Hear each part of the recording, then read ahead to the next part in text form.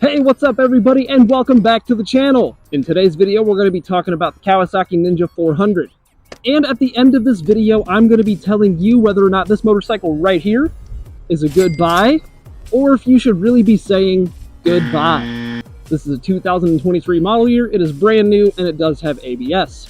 This is the Pearl Robotic White color scheme, which I actually kind of like. And the stickers, if you didn't know, have a pearlescent effect, more or less. Here's a quick clip of that so you can check out what that looks like. Pretty snazzy, if I do say so myself. This bike does have a cousin called the Z400. I've done a review on that motorcycle as well. If you'd like to check it out, click this video up here in the top right corner. Let's talk about some specs, go over some features, and then we'll jump into a test ride. If you're just here for the test ride, skip to this timestamp right here. Let's talk about our power plant. The engine featured in this motorcycle is 399 cc's in displacement. It features dual overhead cams, it is a parallel twin layout, and it's liquid cooled. This happy little engine puts out right around 49 horsepower, and it puts out about 28 pound-foot of torque. And then all of that lovely power is transferred through the system into Kawasaki's 6-speed gearbox. Stopping power is provided by a 310mm single disc up front with a 2-piston caliper, and that front brake is accompanied by a 220mm single disc out back with 1-piston caliper. Suspension up at the front is a 41mm telescopic standard fork, and to complement the suspension up front, we have a single in the rear, just a monoshock with preload adjustability and about 5 inches of wheel travel. Curb weight on this little honker comes in at 361 pounds, and if you go with an ABS module, you do have some added components that add about 5 pounds in weight. And since this bike shares the same frame, tires, and wheels as the Z400, it actually has the exact same seat height at 30.9 inches. For reference, I'm 6'1", and this is how I fit up on this little guy. Alright, now that all that's out of the way, let's ride. Oh, and here we are once again on the test ride. It's finally warming up here in Missouri, so I'm pretty stoked about that. Gonna get my bikes out. They're currently getting serviced and ready to go for the season. But it's not about my bikes today. It's about the Ninja 400, this wonderful little beginner bike that we're on. I talked a little bit about the Z400 in this aspect where these are really, really good beginner bikes with more than ample power for anyone to start out on, and also to have a little bit of fun with once you're grown into it. Very linear and predictable power delivery along the horsepower and torque curves of this machine. The Ninja 400 compared to the Z400 is probably the preferred commuter between the two, just because you have a little bit more wind protection. But don't let the clip-on style bars fool you. Those are up-swept style clip-on bars, so it actually doesn't pitch you too far forward, but it does give you a slightly more aggressive stance in terms of seating position and how the bike makes you sit. Hey, are you enjoying the video so far? If so, consider leaving a like on it and subscribing. Thanks. But as far as the pegs and the seat go, they're identical to the Z400. Again, it's the same frame, same engine, same transmission. It is the same damn bike, just kind of done up a little bit differently in terms of cosmetics. You know, the Ninja 400 throttle response is something that I can really get down with, where a lot of ride-by-wire systems have trouble on the initial opening phase, like the 0 to 10%, and they're a little jumpy and twitchy. This cable-driven throttle on this 400 is a very, very responsive throttle, and it does a great job of not being too jumpy or lurchy. And these bikes actually have some really decent pickup. The power to weight ratio is very decent, and again, this is going to give you so much room to grow into as a beginner rider. You can use all of the power this bike has to offer on the streets. You could get past second gear around town, which is something that most leader bikes cannot do because they just have too much power. It's not usable, and it's not very realistic as a city commuter to be on something over, I would say, an 800cc. But this little 400, even if you desire more power, you kind of have to think from a practicality standpoint. Do I really need all that power? Probably not. Oh, hello, doggy. Hello, little pooch. Hi, buddy. That's a good boy.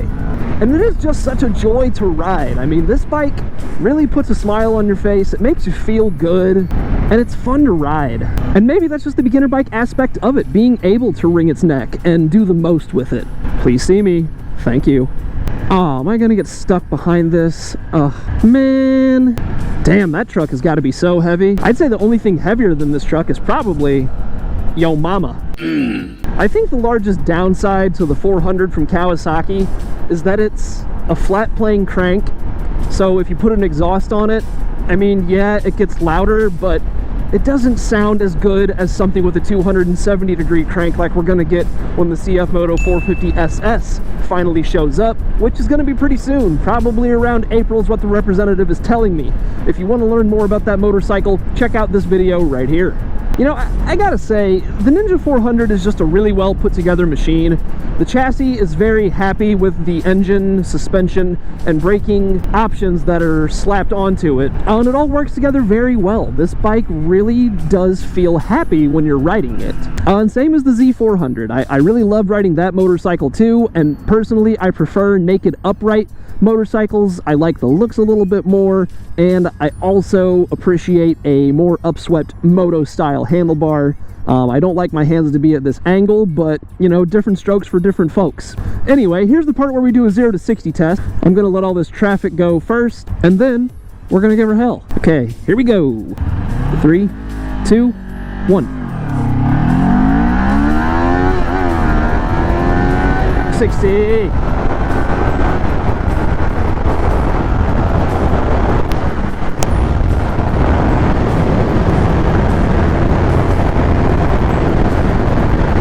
And look at me on the little 400. I'm kind of cruising along.